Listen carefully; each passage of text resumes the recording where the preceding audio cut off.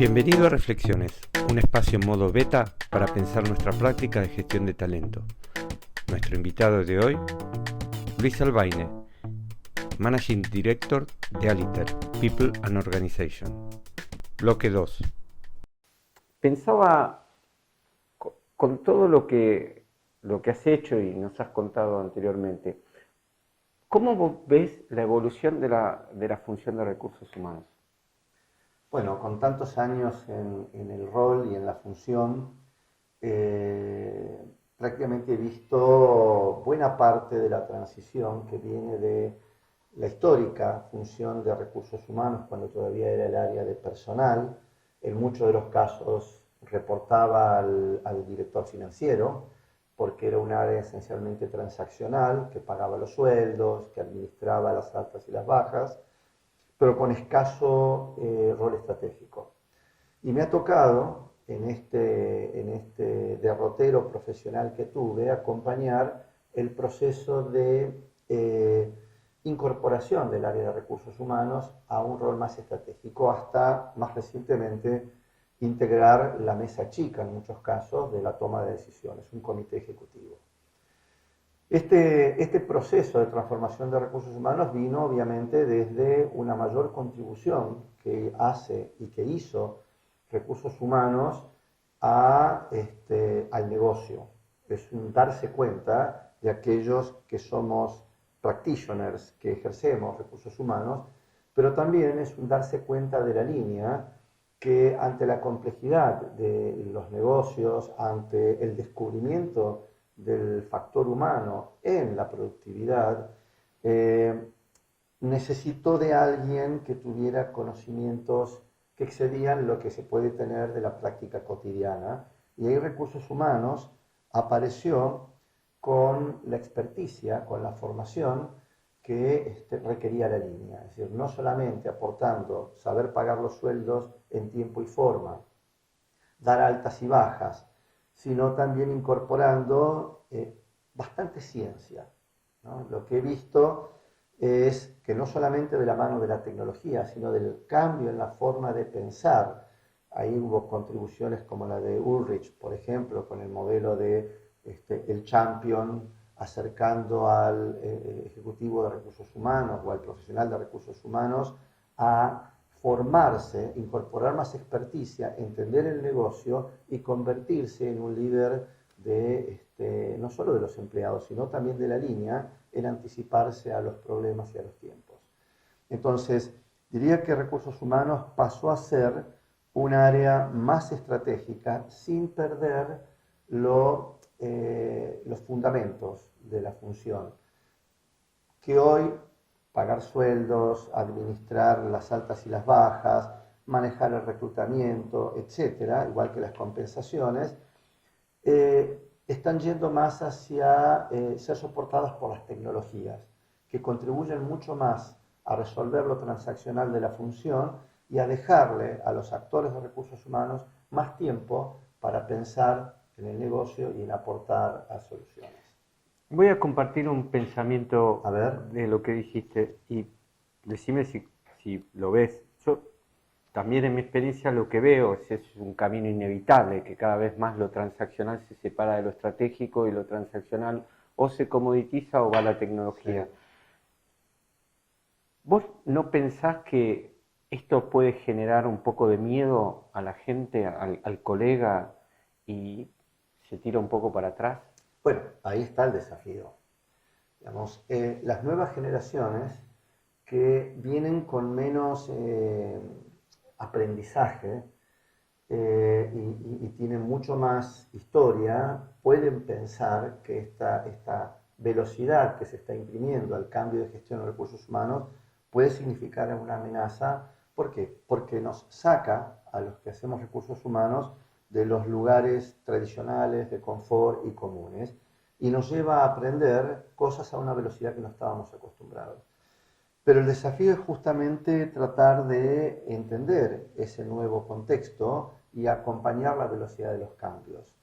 No estamos diciendo que recursos humanos tiene que anticiparse necesariamente a las cosas, sino que tiene que saber acompañar mejor los cambios que sufren o que empujan los negocios.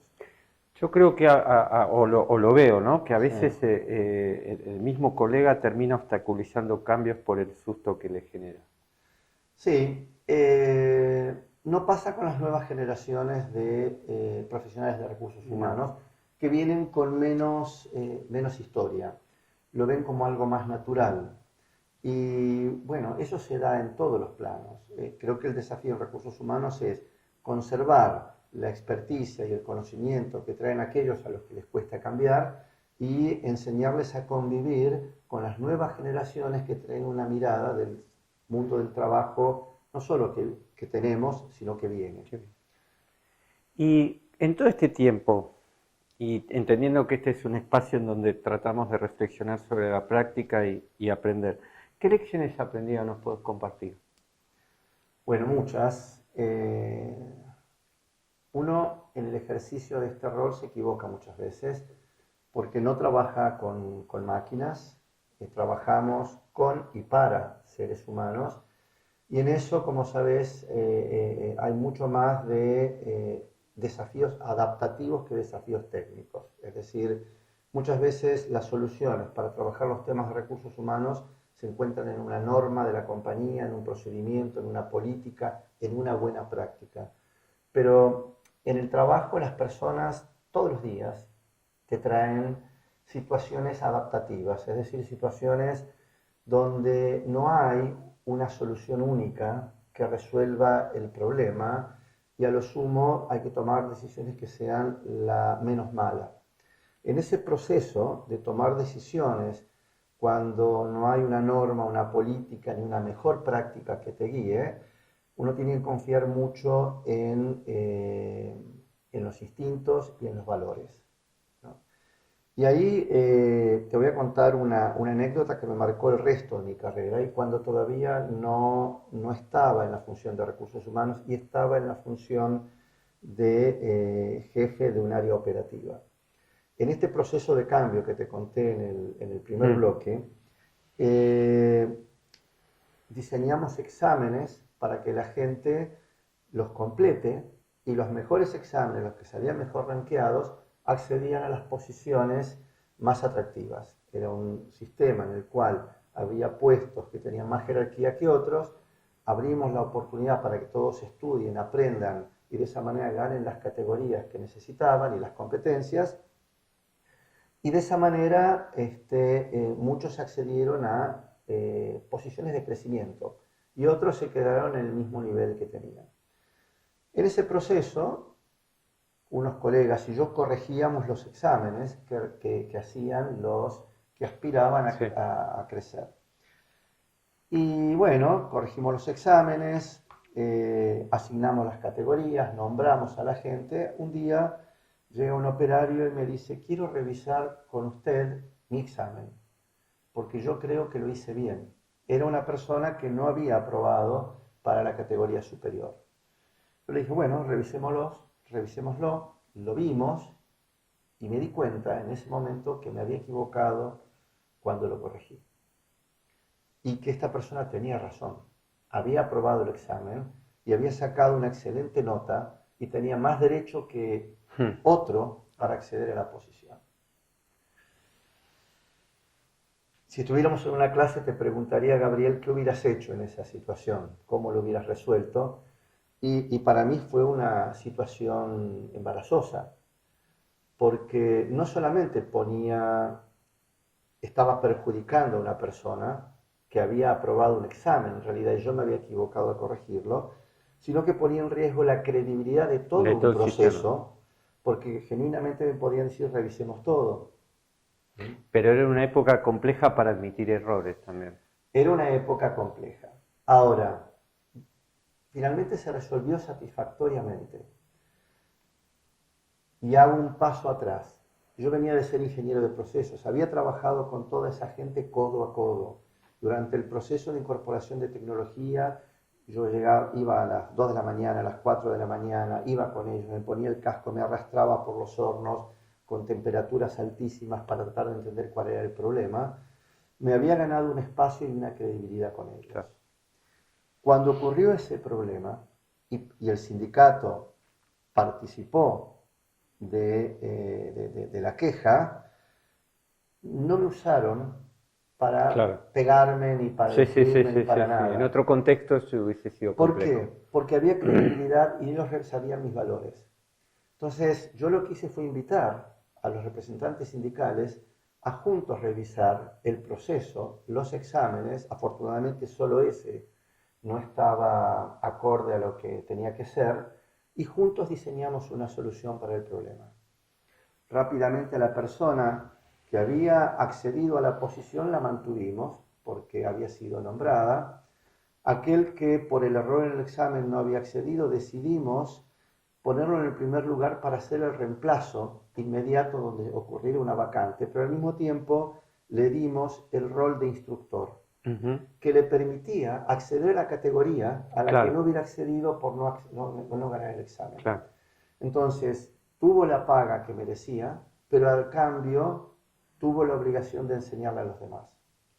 Y el tema se resolvió de acuerdo con el sindicato, con satisfacción de la gente, pero por la sola razón que yo había invertido mucho tiempo en construir un vínculo creíble, positivo y genuino con ellos. A veces hay muchos colegas que piensan que estando atrás de un escritorio pueden resolver los problemas, ¿no? Sí, justamente lo acabas de decir. La clave fue que mi gestión como jefe de producción estaba más en el lugar de trabajo que en la oficina. Sí, sí, Y eso hizo la diferencia. Y hablando de sindicatos y relaciones laborales, en toda esta historia que es súper interesante, ¿cómo has vivido? Porque me imagino que conflictos habrás tenido y Sí, entiendo que algunos complejos. ¿Cómo vos lo viviste desde un punto de vista personal, vos? Bueno, mirándolo en retrospectiva, me parece que el área de relaciones laborales es de todas las funciones, de todos los roles que tenemos en recursos humanos, el que más lentamente progresó.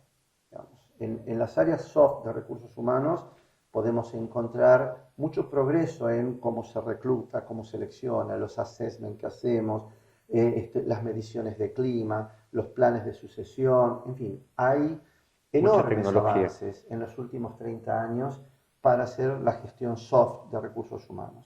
En la hard también, todo lo que es la gestión de compensaciones, la irrupción de los sistemas de gestión de recursos humanos, la forma en que manejamos la organización, los esquemas nuevos de organización asociados a pensar la silla, la persona, la organización y cómo contribuir. En fin, hoy hay muchos elementos y muchas herramientas que en los últimos 30 años han crecido de manera acelerada.